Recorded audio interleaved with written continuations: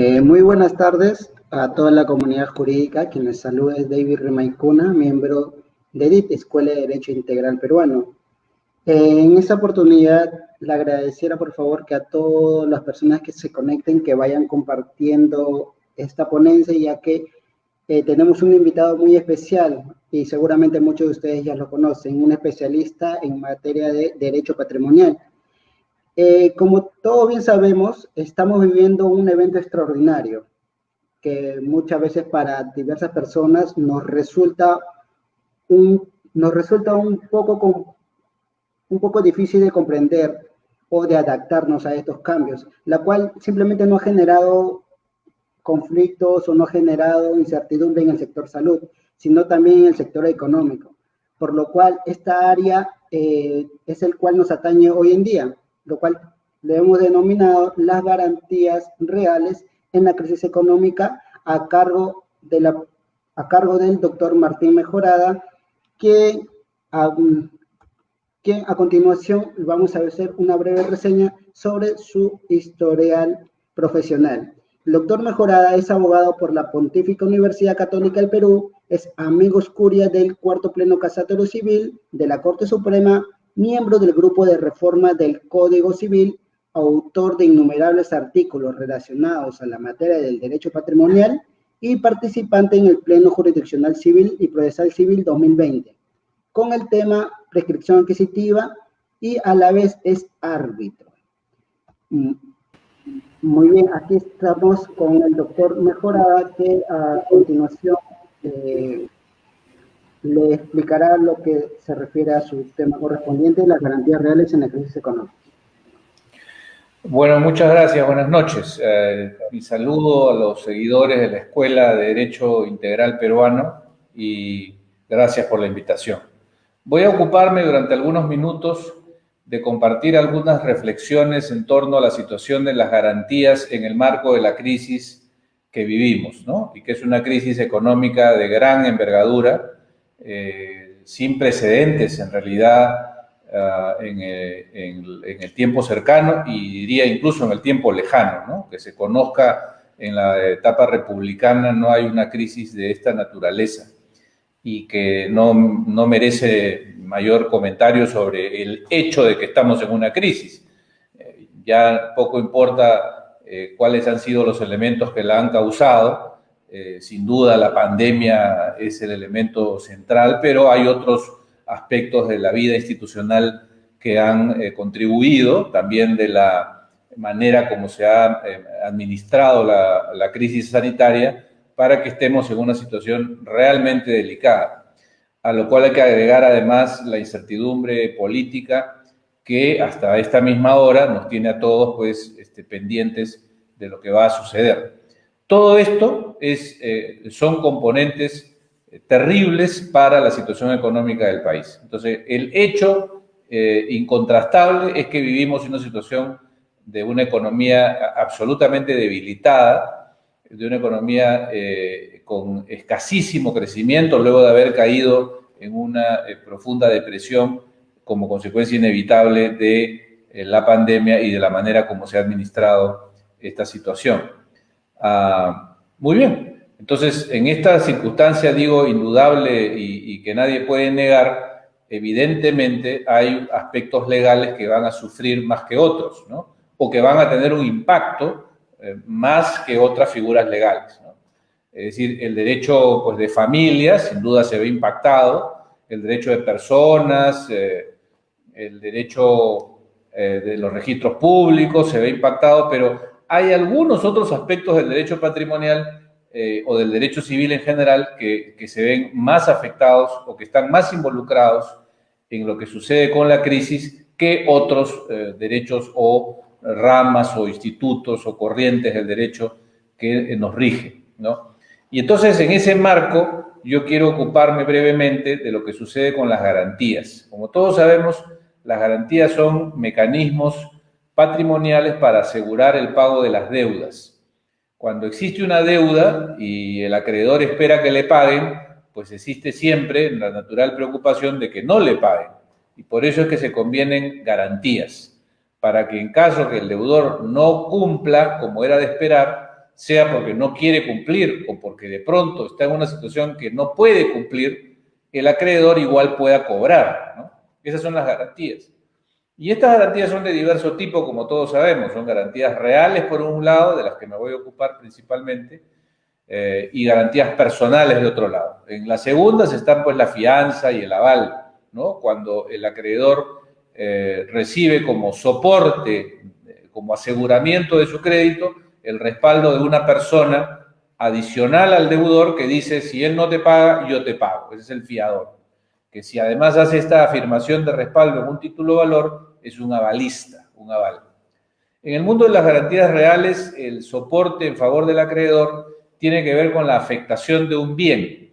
Es decir, un bien, mueble o inmueble, queda afectado, se dice gravado, para que en caso que el deudor no pague la deuda porque no quiere o porque no puede, el acreedor se cobre con cargo a ese bien.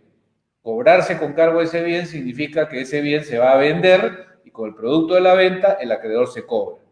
La existencia del bien es el respaldo fundamental, porque entonces ya, aun cuando el deudor no pueda pagar o no quiera pagar, el bien ya está afectado, está reservado, está gravado para que con cargo a él el acreedor cobre. Entonces es una garantía muy importante. Hay diversas garantías de este tipo, las llamadas garantías reales, digo. La hipoteca, que es la garantía que recae sobre inmuebles, la garantía mobiliaria, que es la que recae sobre bienes muebles, la anticresis y la retención. Estas dos últimas no merecen comentario porque no son las más utilizadas. La hipoteca y la garantía mobiliaria sí. Todas las garantías existen porque hay un natural riesgo de que la deuda no se pague, como decía.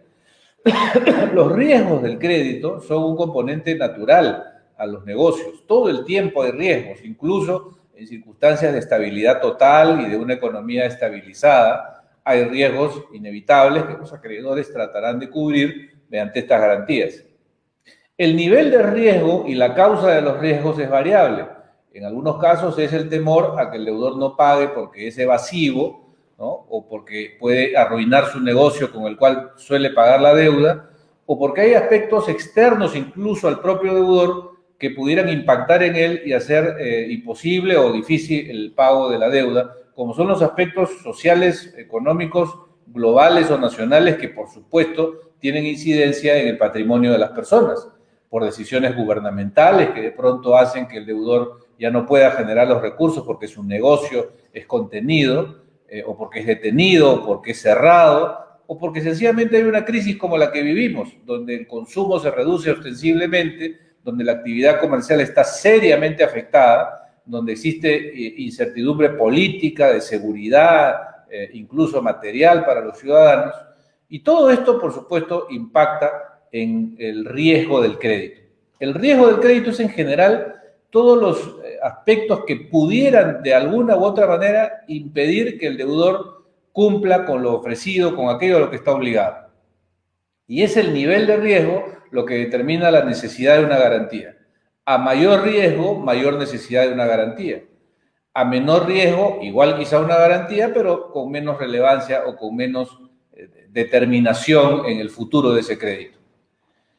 Vivimos evidentemente en situación de altísimo riesgo, de manera que este es el momento de las garantías. Es cuando las garantías deben mostrar su valor, su utilidad, porque ante la crisis económica es natural, es evidente que hay muchísimos deudores que, teniendo ya deudas existentes en el sistema antes de la pandemia, antes de marzo de este año, han devenido en una situación de insolvencia o en la pérdida de los recursos que eran la fuente para pagar las deudas. Ese es el altísimo riesgo que, siendo potencial antes de marzo, se convirtió en una realidad triste y lamentable para los acreedores que de pronto han visto cómo estos deudores ya no pueden pagar, ¿no es cierto? Y es ahí donde, repito, las garantías van a tener que mostrar su valor, a ver si están bien constituidas, a ver si sirven verdaderamente para lo que, según el sistema legal, se les ha previsto. Es decir, para cubrir el pago en defecto o ante la dificultad o imposibilidad de que el deudor pague. Por eso es que yo quisiera hacer un distingo al hacer esta presentación entre la situación que se presenta respecto a las deudas garantizadas antes que esta crisis se materialice y alcance los niveles que hoy tiene, y respecto a la situación de las deudas y garantías que se vayan a constituir o que existan a partir de ya la crisis, porque no obstante que hay crisis, es evidente que hay todavía, felizmente, relaciones comerciales de intercambio y de crédito que vienen surgiendo en el marco de la pandemia. Y por tanto, hoy por hoy hay constructores que están vendiendo departamentos al crédito, hay proveedores que quizá con mayor razón, ahora que antes, se ven en la necesidad de conceder algunos créditos a sus compradores que antes pagaban al contado por la situación misma de la crisis. Entonces, creo que este distingo es importante porque el tratamiento que se reciba en uno y en otro caso puede ser diferente. En el caso de los créditos que preexistían a la crisis, a la pandemia y a todo lo que esto ha determinado, y que no tenían garantía, porque pues, antes de la pandemia, no obstante que no vivíamos en el mejor de los mundos, había una situación de mediana estabilidad, ¿no es verdad?, que explicaba que en muchos casos algunos créditos se concedieran sobre la base de la palabra, ¿no?, de la expectativa que cualquier acreedor tiene, observando el negocio de su deudor, ¿no? Si el acreedor miraba que el negocio de su deudor pues, generaba rentas suficientes para cubrir las deudas, quizás no se ha molestado antes de la pandemia en pedir garantías, ¿no? Y en esa circunstancia de pronto sobreviene la pandemia, el deudor ha perdido liquidez y ya no paga la deuda. Ese acreedor no tiene garantías con cargo a las cuales cobrarse, entonces podría quedar impago. ¿Qué hacen ante esa situación? Bueno, si bien es cierto, puede iniciar los procesos de cobranza judicial o arbitral según cómo su título donde aparece la deuda haya convenido el mecanismo de solución de controversias, podrá en esa vía, digo, pedir embargos a través de medidas cautelares que ordenarán los árbitros o los jueces para afectar los bienes del deudor y garantizar que esta situación de insolvencia no se agrave y que finalmente la deuda se convierta en absolutamente impagable.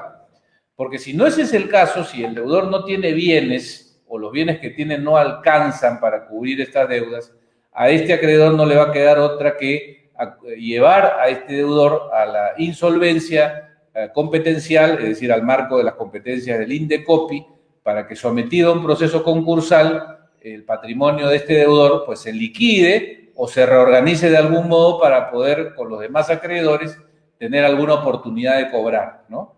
Cuando hay más acreedores o el monto de la deuda de los acreedores es mayor al patrimonio del deudor, pues es evidente que no todos van a poder cobrar, ¿no es cierto? Hay una fila donde aparece cierto orden para cobrar primero unos que otros, los trabajadores en primer lugar, luego los acreedores que tienen alguna garantía y los que no tienen ninguna van al final, ¿no?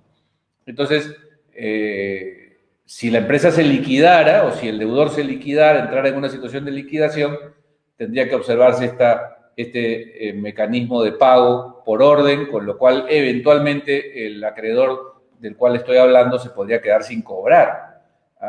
Otra opción en ese mismo marco es que los acreedores, sabiendo que la liquidación no es el camino porque vendiendo todo no alcanza para cobrar, pues existen mecanismos en el ámbito y en las competencias del INDECOPI, del proceso concursal, para que el negocio que ha fallado y que está en crisis, pues se reorganice de algún modo para generar más recursos que pudieran hacer los pagos, ¿no?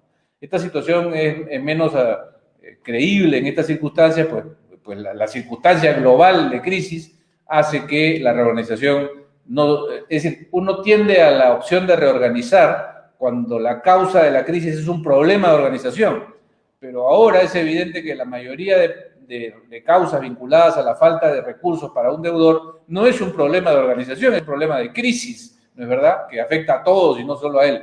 Es decir, el negocio con la más perfecta organización puede haber ya cerrado o quebrado al cabo de estos meses de crisis. Entonces, la situación de los acreedores que no tuvieron garantías al momento de concertar sus créditos antes de la pandemia es una situación muy delicada, ¿no?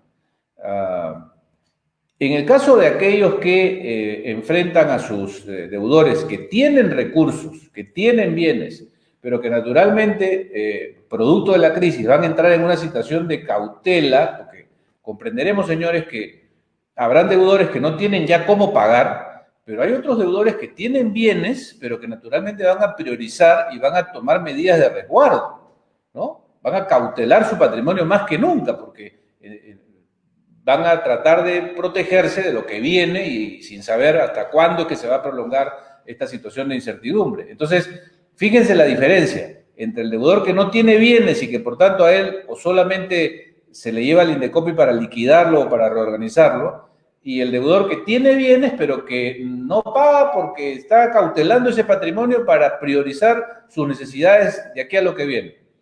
Es verdad que en este segundo caso, las medidas cautelares de embargo forzado pueden ser una solución, pero no necesariamente es la única solución, porque también puede, a través de los mecanismos previstos en el Código Civil referidos al plazo para el pago de las obligaciones, combinar a este deudor a que constituya garantías ante el riesgo evidente de que las deudas se dejen de pagar o si es que de plano ya se dejaron de pagar, ¿no? Este distingo al interior de este segundo grupo también es importante porque nos permite entender que incluso respecto de deudores que están pagando, es decir, que no han dejado de pagar a pesar de la crisis, pero de los cuales se advierte por la situación global de su negocio que podría dejarse de pagar, se pueden tomar medidas de prevención, incluso solicitando a este deudor a que voluntariamente constituya garantías. Claro, si no lo hace porque no quiere hacerlo, porque tiene otras prioridades, pues la medida cautelar podría ser un camino para afectar bienes que queden asegurados, de modo que con cargo a ellos se pueda cobrar la deuda cuando ésta deba ser cobrada a lo largo del proceso de cobranza que tendrá que seguirse. Esto entonces en cuanto a la situación de los créditos que preexisten a la pandemia y que no tenían garantías, ¿verdad? Y que por supuesto son un problema, pero ofrecen algunas soluciones para los cuales los acreedores tienen que tomar decisiones rápidas, rápidas, porque obtener una medida cautelar de embargo sobre los bienes del deudor no es sencillo, no es sencillo. El Poder Judicial está trabajando en una velocidad naturalmente también especialmente lenta. O sea, si ya las medidas judiciales son lentas, las medidas cautelares que son de urgencia y todo, pues siguen siendo lentas. Así es que no es que uno va al juez y el juez le va a ordenar para esta tarde que embargue los bienes. Se va a tomar varios días y semanas quizá. Y la situación de no poder acceder al juez porque no están pues despachando de sus oficinas, complica todo está complicado. Entonces, el acreedor tiene que tomar medidas urgentes para cautelar el patrimonio con cargo al cual se va a cobrar. Todo esto porque las circunstancias cambiaron, pues, ¿no? Cambiaron y de pronto la posibilidad de cobrar, que no era un problema antes de marzo, ahora es un problema gravísimo, ¿no? Es un problema gravísimo. Por supuesto, hay una serie de otras medidas de contención, incluso para este tipo de acreedores, que concertaron o celebraron contratos de diversos tipos, del cual surgieron créditos antes de marzo del 2020, ¿no? Como por ejemplo, si se trataba de un contrato del cual resulta que este mismo acreedor tenía que él cumplir con prestaciones que están a su cargo y por las cuales tenía que recibir un pago que no se está produciendo, pues en ese caso puede este acreedor dejar de cumplir lo suyo como un mecanismo de garantizar que lo que su deudor le tiene que pagar se pague efectivamente. Es decir, puede, por ejemplo, este acreedor decir, no te doy lo que yo tengo que darte hasta que tú no me des lo que tú tienes que darme o que garantices que lo vas a hacer. Ese es un mecanismo previsto también en la ley 1426 del Código Civil, artículo 1426, se llama excepción de incumplimiento. Si tú no cumples, yo no cumplo. Fórmulas de cautela, es decir, vivimos un momento en el que los acreedores tienen que ser sumamente cautelosos, especialmente cuando no tienen garantías, porque pues no pensaron que eran necesarias. El segundo momento tiene que ver, o el segundo grupo, tiene que ver con las garantías que se van a constituir, o perdón, que se constituyeron para los créditos que sí tuvieron garantías y que se constituyeron y se celebraron antes de la pandemia también, ¿no? Se celebraron porque pues siempre ha habido necesidad de garantías y los créditos hipotecarios, por ejemplo, aquellos concedidos para la compra de inmuebles por el sistema financiero, siempre están acompañados de una hipoteca, aún en las épocas de mayor bonanza y estabilidad económica del país. Es decir, repito, como dije antes, la existencia de las garantías no desaparece, o la necesidad de ellas no desaparece por completo cuando hay estabilidad. Se hace más necesaria o indispensable cuando no hay estabilidad, pero siempre son necesarias. Entonces, es evidente que antes de la pandemia han habido créditos que tenían garantías y que hoy, ya durante la pandemia, de pronto dejan de pagarse. Entonces ahí se dirá, ahí te quiero ver, garantía, ahí te quiero ver. Porque entonces cuando el acreedor le cobre al deudor y este no pague, pues ahí es cuando el acreedor va a ver si la garantía que constituyó sirve o no verdaderamente, ¿no? Claro, dependiendo del tipo de garantía que haya constituido, verá su bondad, ¿no? La hipoteca es una garantía que, como veremos en unos minutos, tiene algunas dificultades propias de su vieja regulación. Es una garantía regulada en normas muy antiguas y que se han venido repitiendo y manteniendo con esa visión algo conservadora respecto a cómo debe ejercerse los derechos de esta garantía. Uno de los aspectos más conservadores de la garantía, por ejemplo, es que la hipoteca, la garantía que recae sobre inmuebles, es en su versión ordinaria, en su versión más típica, un aseguramiento que para su ejecución, es decir, para la venta del inmueble, que va a permitir el cobro del crédito, debe acudirse necesariamente a un juez. Solo un juez puede vender el bien en la hipoteca ordinaria, en la hipoteca más común, ¿no? Hay hipotecas especiales que tienen una solución distinta. Entonces, el hecho de que ahora, por ejemplo, un acreedor deba acudir a un juez para cobrar el crédito a través de una demanda de ejecución de garantías que va a demorar 3 años, ¿no? Eso es un problema. Es verdad que el bien, esto es lo positivo de la garantía real, no importa cuánto tiempo pase, tratándose de un inmueble, pues el bien va a existir, ¿no? Si se trata de un predio, porque hay inmuebles que no son predios. Cuando se trata de un predio, que es el común de los bienes que se hipotecan, pues crisis o no crisis, el bien va a seguir ahí, ¿no? Bajará de precio, porque la crisis hace pues que el mercado se reprima y a menor interés del mercado, es decir, a menor oferta, reduce el precio. Y a menor precio de venta, el acreedor tiene menos oportunidad de cobrar porque quizá cuando constituyó la hipoteca esperaba que ese bien se venda en 100 para pagar su crédito, pues ya no se va a vender en 100, se va a vender en 50 si es que se vende, ¿no? Y además que se va a vender después de 3 años, entonces es una complicación. Los titulares de garantía mobiliaria habrían accedido a un mecanismo distinto que está previsto en la Ley de Garantía Mobiliaria que les permite vender los bienes de manera extrajudicial y a través de fórmulas que quizá ahora al final comente. Pero entonces, claro, lo que vemos con este segundo grupo de acreedores, siempre que han constituido garantías y celebrado sus contratos antes de la crisis, es que puestos en ya el momento de poner a prueba la garantía, verán, sin embargo, algunos inconvenientes logísticos, de tiempos, de atención a nivel del sistema de justicia para poder lograr que la garantía cumpla su rol, ¿no? Bueno, ahí no hay mucho que hacer, ¿no? Porque ya todo lo que puedan hacer ahora emana de lo que celebraron en el pasado. Y lo que celebraron antes de la pandemia de marzo, que inició en marzo, pues es un sistema común, ¿no?, de ejecución judicial, con las demoras que normalmente genera y con las demoras que hoy especialmente genera por el cambio en el trabajo del servicio de justicia que evidentemente se ha producido, ¿no? Ahora, en el caso de las deudas que surjan durante la crisis, ¿no?, quizá esto es lo más importante.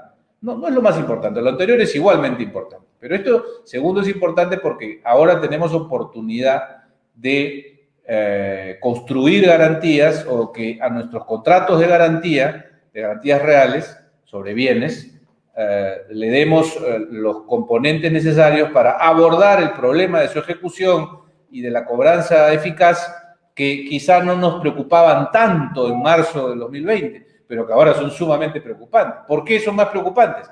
Porque hoy, más que nunca, el riesgo del crédito está en su tope, ¿no? O sea, nunca ha habido más riesgo del crédito que ahora. Solo falta un estado de guerra para superar ese riesgo del crédito, ¿no? Cuando el riesgo del crédito se eleva a instancias tan elevadas, ocurren dos posibilidades muy tristes. Una, que ya es tan alta que los acreedores deciden no prestar. O sea, ya no hay créditos. Porque cuando alguien desembolsa dinero en la esperanza de que se le va a devolver, o cuando uno transfiere un bien en la esperanza de que se le va a pagar el precio, lo hace pues lógicamente en la idea de que sí se le va a pagar, ¿no? Pero si uno llega a creer que la posibilidad de que le paguen está muy en riesgo, entonces uno ya no va a vender, uno ya no va a prestar. O sea, el máximo del riesgo conduce a la extinción del crédito. Y eso es ya la ruina total de un país donde la riqueza se genera por los créditos, por los negocios, por las operaciones de intercambio. Esperemos no llegar a ese punto. Además, se aprecia que no estamos en ese punto, ¿no? Hay comerciantes audaces y que están celebrando contratos y concediendo créditos, los bancos entre ellos, ¿no? Pero el riesgo está ahí. Entonces, ¿cómo hacemos, no? ¿Vivimos como si nada hubiera pasado en relación al tema de las garantías? No, obviamente que no. Hoy más que nunca es necesario escudriñar en las garantías que son las mismas, porque las fórmulas de aseguramiento no han cambiado. La hipoteca y la garantía mobiliaria son las mismas que estaban antes de marzo. Hoy no hay una nueva regulación, es la misma. Pero el uso que se hace de ellas es lo que podría cambiar, en el sentido de que antes de marzo el acreedor podría no estar tan animado o ni siquiera había investigado sobre qué tantas posibilidades tenía de manejar algunos pactos que acompañaran a su garantía, porque bueno, era improbable que tuviera que ejecutarlas. Hoy, la posibilidad de que un crédito que se concede eventualmente vaya a ser cobrado con cargo a la ejecución es mucho más elevado, ¿cierto? Y por tanto, el acreedor debe preocuparse de que la garantía que establezca hoy tenga fórmulas de realización eficaces, ¿no? Entonces, quiero comentar algunas de ellas para terminar. Para hablar de la garantía mobiliaria, en primer lugar, que son la garantía que recae sobre muebles, ¿no? Si yo doy un préstamo o si hago la transferencia de mercadería de manera consecutiva, continua, y espero que mi comprador me pague una plata también de ese modo, y pues todo eso genera para mí la duda de si me va a pagar o no, pues yo puedo constituir o puedo pedirle que mi deudor constituya una garantía sobre un bien mueble, que puede ser un automóvil, una maquinaria, mercancía y activos de cualquier tipo mobiliario, ¿no? Esto se constituye a través de un acto jurídico que se inscribe en el registro mediante firmas certificadas. Y lo importante en esta garantía mobiliaria es que la ley permite, y pues yo creo que nunca como ahora hay que usar esta posibilidad, la ley permite que el acreedor se cobre con cargo a ese bien a través de fórmulas que no pasen por el Poder Judicial, sino que, por ejemplo, le permiten al acreedor la venta directa del bien. O sea, que él mismo, a través de un representante, que las dos partes designan en el acto de constituir la garantía, salga a vender el automóvil o la máquina y que esa venta pues se haga muy rápido, ¿no? Porque es una venta directa. Se vende en un mes o dos y la plata entonces llegará más rápido al acreedor para cobrarse el crédito. Entonces eso está bueno, pero hay que pactarlo y hay que crear todo un diseño contractual para que esto se realice, ¿no?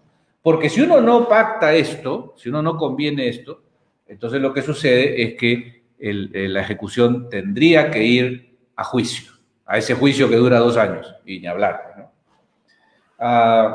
También puede convenirse que el acreedor se quede con el bien él, en pago, o sea, que no le den plata, sino que le entreguen el bien. Entonces el acreedor se queda con la máquina, con el auto, con lo que fuere que se dio en garantía, y si el valor de ese bien fuera superior a la deuda, pues el saldo tendrá que devolvérselo al dueño que afectó ese bien. Eso con relación a la garantía mobiliaria a grandes rasgos, ¿no?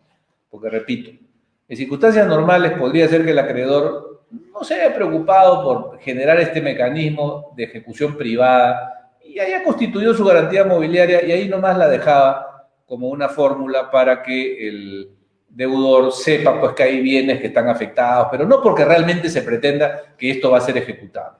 Bueno, esa posibilidad hoy está más próxima que antes, indudablemente. En el caso de la hipoteca, existe el mayor problema, decía hace un ratito, de la hipoteca es que en el caso que deba ser ejecutada, se tiene que ir a la vía judicial. Y la vía judicial son 2 años, 2 años.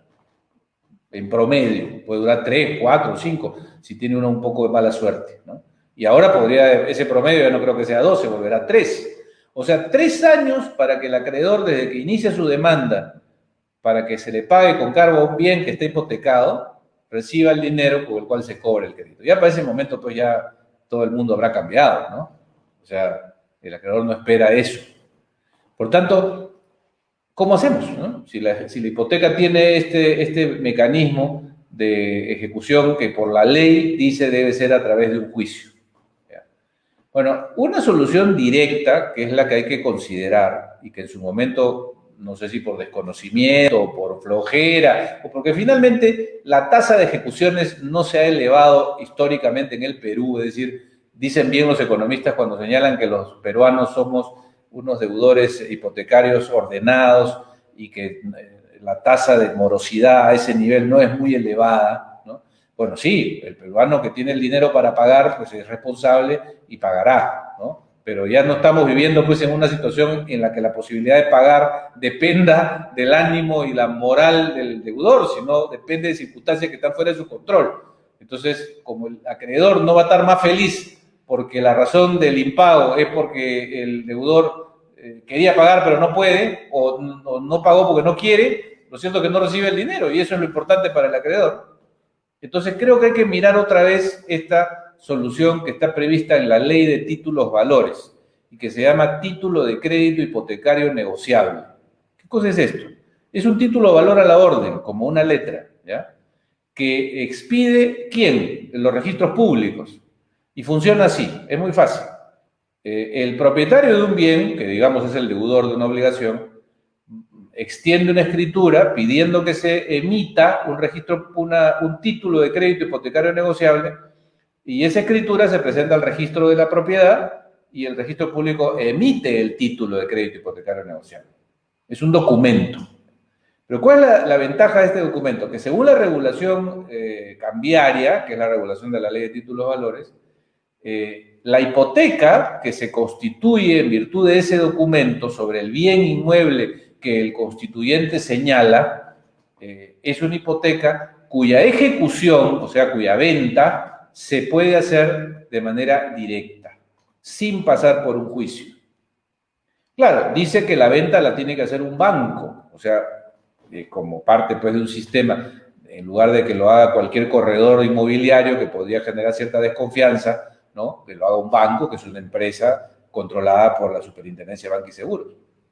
Entonces, ¿qué cosa digo? Esta fórmula, que según la ley la puede usar cualquiera, o sea, no tiene que ser alguien especial, ni siquiera tiene que ser una persona jurídica. Cualquier persona que tiene un inmueble en propiedad y que el inmueble no tiene previamente ningún gravamen, ninguna hipoteca ni nada, puede darlo en hipoteca a su acreedor a través de este mecanismo. A través de este mecanismo. Que, repito, se hace mediante una escritura pública, igual que la hipoteca se hace por escritura pública, pero acá, en la escritura pública se dice que se quiere la emisión de un título de crédito hipotecario negociable, en virtud del cual se afecte el bien que se señala, hay que señalar cuál es el bien, para garantizar la deuda. Entonces el registro público le entrega al propietario el título, que es un papel. Y en ese papel se hace constar la deuda y luego ese papel se le entrega al acreedor. Entonces el acreedor tiene un título de crédito hipotecario negociable en su caja fuerte, en sus archivos, y si el deudor no paga la deuda, el acreedor ejecuta ese título. ¿Y cómo lo ejecuta? ¿Tiene que ir a juicio? No. Va donde un banco, que fue designado en el propio documento, obviamente, y ese banco saca a la venta directa el bien. Cobrará pues un honorario naturalmente por ese trabajo, por esa comisión, pero esto pues no va a demorar ni 3, ni 2, ni un año, ¿no? Tomará pues 2 o 3 meses. Y eso es fundamental para el acreedor. Eso entonces, cualquier acreedor puede decirle a su deudor, ¿quieres que te dé el préstamo? ¿Quieres que hagamos esta operación de envergadura? Bueno, la hipoteca que me vas a dar, porque de todas maneras me vas a dar una hipoteca, ¿no? La haremos a través del título de crédito hipotecario negociable. Creo que ese es un mecanismo a considerar, que está ahí disponible. Los bancos no lo han utilizado y quiero, terminando ya con esto, decir que no nos sorprendamos con la actitud que adoptan los acreedores institucionales para engañarnos todos los operadores del mercado sobre cómo debemos actuar. Es decir, uno podría pensar, pero si los bancos no se ponen nerviosos y no piden especiales garantías o aseguramientos, ¿por qué debería yo ponerme nervioso, no? Si un banco no se pone nervioso, ¿por qué yo, que soy otro tipo de acreedor menos importante en términos de montos involucrados, debería preocuparme? Bueno, pues sí debería preocuparse, porque los bancos tienen una manera de diluir el riesgo que no tiene cualquier otro acreedor. Los bancos tienen muchos préstamos, ¿no? Entonces, de cada 100 préstamos, los bancos pueden establecer que algunos de ellos no se van a pagar. Por estadística derivada de la situación económica, sabrán que de cada 100 hay algunos que no van a pagar. Seguro antes de la crisis, de cada 100 pues habían 5 que no iban a pagar. Después de la crisis, de cada 100 habrá 20 que no van a pagar, o 15, no sé, pero se sabe, más o menos ellos hacen un estudio. Y bueno, entonces si saben que no van a cobrarle a esos que, a 5 o 6 los que fueren, ¿por qué no se ponen nerviosos? ¿Por qué no se ponen más aplicados en la determinación de sus garantías? Porque los bancos son capaces de trasladar la pérdida de esos 5 o 6 a los otros 95 que sí pagan. Entonces, claro, acá se produce un impacto de otro tipo en el caso del mercado financiero institucional. Y es que los problemas de las garantías y del mayor riesgo encarece el crédito para todos, ¿no? Cosa que es una anomalía también, porque lo ideal sería pues, que el crédito no se encarezca, pero inevitablemente se encarece. A mayor riesgo, más tasa de interés. Bueno, dicho esto, y para resumir, entonces, creo que tenemos que estar todos muy atentos, si somos acreedores, sobre todo si somos acreedores, porque la crisis impacta en los acreedores, ¿no? Los deudores ya recibieron la plata y ahora lo que está pasando es que no la van a devolver. Esto no significa que para ellos sea una ventaja, un beneficio injusto. No quiero categorizar la situación de los deudores en términos del beneficio que obtuvieron. Pero lo que es una verdad es que los acreedores ya se perjudicaron. Ellos sí se perjudicaron, porque ellos tienen un hueco en su patrimonio. Esperaban que retornara un recurso o que se les entregara un precio por la venta que realizaron o por los bienes que vendieron, y eso es un forado, y eso es una cosa muy delicada. Entonces, estos comentarios sin duda sirven principalmente para los acreedores, para que adopten medidas, sea que su situación crediticia es antes de la pandemia o la que se produce después de la pandemia. Para los casos que se dan después de la pandemia, ya lo he dicho, pero quiero reafirmar eso, pues hay que pensar en garantías, ¿no? Hay que pensar en garantías. Las garantías personales, salvo que fuera la de un banco que dice que él va a pagar en lugar del deudor si es que este no paga, las otras, pues son igualmente dudosas. Ojo con esa. Pero te doy una fianza, pero te doy un aval. Bueno, pero si yo dudo que tú me pagues, ¿qué me hace creer que me va a pagar la otra persona que me estás poniendo como fiador? ¿No? O sea, tener más posibilidades de cobranza en medio de igual nivel de riesgo para todos los comprometidos no sirve de mucho. Entonces, a tener mucho cuidado. Muchas gracias.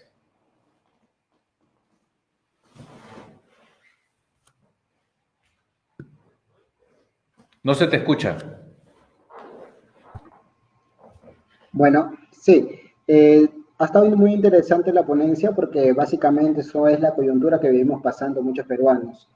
A los que están conectados, los que desean hacer algún tipo de pregunta, le agradecería por favor que puedan dejar en la caja de comentarios para que el doctor Mejorada pueda despejarle alguna duda que si alguien lo tuviera.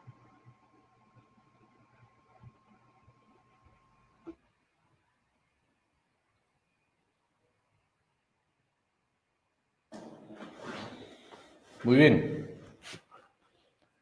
Parece que ha quedado todo claro.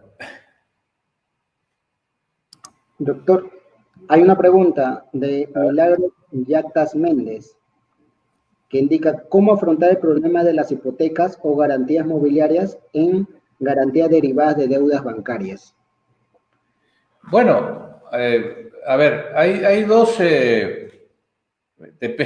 yo entiendo que la pregunta viene de un deudor, ¿no? ¿Cómo enfrentar las deudas? Dice, ¿no? Porque del lado de los acreedores, pues si no pagan hay que ejecutar las hipotecas, y es así de simple. En el caso de las deudas bancarias, además no se trata de un acreedor que actúa maléficamente o perversamente. Los acreedores bancarios tienen que recuperar esos recursos porque esos recursos son ahorros del público. Entonces, no está en ellos el decidir si los cobran o no los cobran. Tienen que cobrarlos porque esos son los ahorros del público, ¿no? Del lado de los deudores, que evidentemente enfrentan el apremio de no poder pagar, pues el único camino es refinanciar, ¿no? El único camino es refinanciar. Y los bancos, valgan verdades, han, por razones también de mercado, y esto es interesante, ¿no? Porque aún, fíjense, en época de crisis, los bancos compiten entre sí. Entonces, los bancos, como todos sabemos, pueden comprar la deuda de otro banco. Y a eso no se puede negar el banco que tiene el crédito en este momento. Es decir, si yo soy el banco X y tengo una relación de crédito con mi cliente Juan, puede el banco R decirle a Juan que le pase su crédito para ese banco R y que él le ofrece mejores condiciones de refinanciamiento, ¿no? Obviamente esto solo ocurre cuando el banco R ve que ese crédito es un buen crédito. ¿Y qué cosa es un buen crédito? Entre otras cosas, un crédito garantizado, ¿no? Si el crédito no está garantizado y el deudor no puede pagar, pues ese crédito nadie lo va a querer comprar y el banco original va a ver la manera de cobrarlo. Entonces, a la pregunta, ¿qué hacer para enfrentar la deuda? Pues renegociar con el banco acreedor originalmente o buscar en el mercado otras soluciones con otros bancos, porque si uno tiene una hipoteca y yo le digo al banco, no te puedo pagar ahora y por algunos meses no te voy a poder pagar, y el banco me dice, bueno, yo te puedo esperar 6 meses, y yo voy donde otro banco, el banco R me dice, yo puedo esperarte 1 año, pero con algunas condiciones, no sé, pues, con modificar la hipoteca, girar un título de crédito hipotecario negociable. Entonces, el mercado también sirve para que las posibilidades de un ajuste en las condiciones originales del crédito, que hoy viene afectando a cientos y miles de deudores, pueda servir el mercado para buscar al mejor banco que ofrezca condiciones óptimas. Pero eso siempre y cuando el crédito sea atractivo, ¿no? Si no, se va a quedar ahí donde está y el banco lo va a cobrar y tiene que cobrarlo.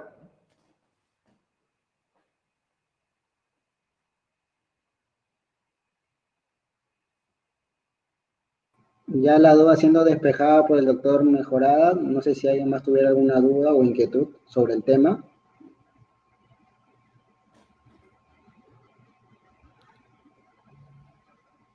Bueno. Hay una pregunta, doctor Mejorada, que dice Joseph Ortega. Dice, doctor, una pregunta. Si el objeto del bien va a pasar una reducción de su valor, ¿cómo se haría en estos casos? Bueno, muy interesante pregunta, ¿eh? Muy interesante pregunta. Fíjense, las garantías no solo se ejecutan cuando la deuda se impaga, o sea, cuando la deuda deja de pagarse. Por supuesto, cuando la deuda deja de pagarse, la garantía se ejecuta, para eso sirve. Pero también se puede ejecutar o anticipar la ejecución cuando el bien que se dio en garantía comienza a reducir su valor por alguna razón coyuntural, como por ejemplo la que estamos viviendo, ¿no? O sea, si en el escenario que vivimos algunos bienes que están en garantía antes de la crisis costaban 100 y ahora ya no cuestan 100, sino que cuestan 50 o 40 o 30, de modo que el acreedor que esperaba cobrar su crédito de 100 con la venta del bien a 100, ya no lo va a poder cobrar porque el precio se ha reducido. Eso es igual a la destrucción o al deterioro del bien.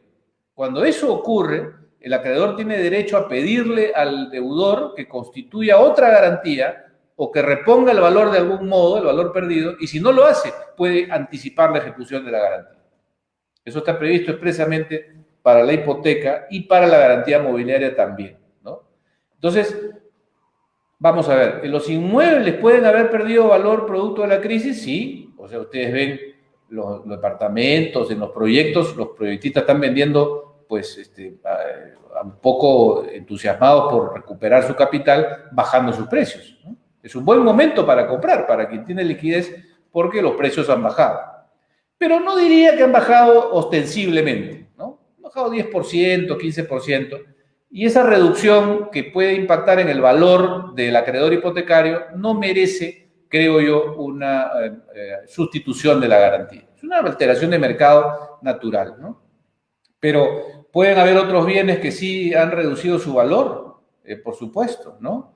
Maquinaria, equipos destinados a ciertas actividades que están todavía prohibidas, ¿no? Imagínense usted todo lo concerniente a las actividades que aún no se han reactivado, teatros, discotecas, restaurantes que no están del todo reactivados y que tienen componentes mobiliarios de diverso tipo y que pues ya nadie o pocos quieren comprar porque no se requieren. Su valor se ha reducido ostensiblemente. Si ellos estaban en garantía mobiliaria, puede merecer esto por parte del acreedor un pedido de que se sustituya la garantía por una de mejor valor y si no lo hace, el deudor podría merecer la ejecución de inmediato de aquello que todavía no se habría ejecutado en circunstancias normales. Muy bien. Bueno, en este caso parece que ya no hay más preguntas, doctor Mejorada. Muy bien, Y ya, listo, amigos de la escuela. Ha sido un gusto estar con ustedes. no, el gusto es de nosotros, doctor Mejorada. De antemano le agradecemos su ponencia de todo el equipo de EDIT. Muy amable. Hasta Ya luego. nos vemos en otra oportunidad. Chau, chau.